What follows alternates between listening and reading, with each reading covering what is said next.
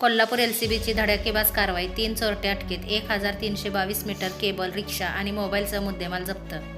कोल्हापूर जिल्ह्यात गेल्या काही दिवसापासून सातत्याने घडत असलेल्या चोरीच्या गुन्ह्यावर नियंत्रण आणण्यासाठी स्थानिक गुन्हे अन्वेषण शाखा एलसीबीकडून मोठी यशस्वी कारवाई करण्यात आली आहे. या कारवाईत तब्बल 1322 मीटर केबल, बजाज रिक्षा आणि मोबाईल हँडसेट असा एकूण 1,43,400 रुपये किमतीचा मुद्देमाल जप्त करण्यात आला असून 3 चोरटे ताब्यात घेण्यात आले आहेत.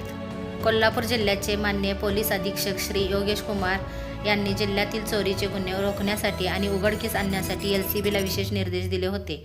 त्याच अनुषंगाने पोलीस निरीक्षक सुशांत चव्हाण, सहाय्यक पोलीस निरीक्षक सागर वाघ यांनी स्वतंत्र तपास पथके तयार करून क्षेत्रनिहाय तपास सुरू केला होता.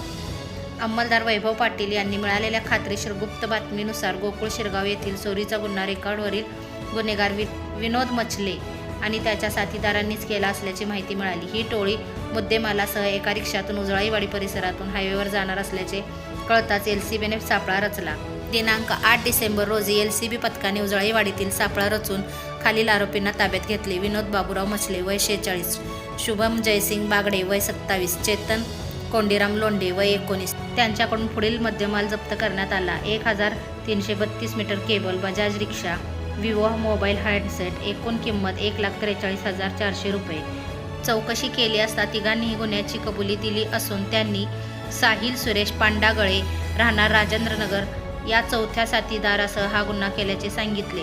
सर्व आरोपींना जप्त मुद्देमालासह पुढील कायदेशीर कारवाईसाठी गोकुळ शिरगाव पोलीस ठाण्याकडे सुपूर्द करण्यात आले आहे.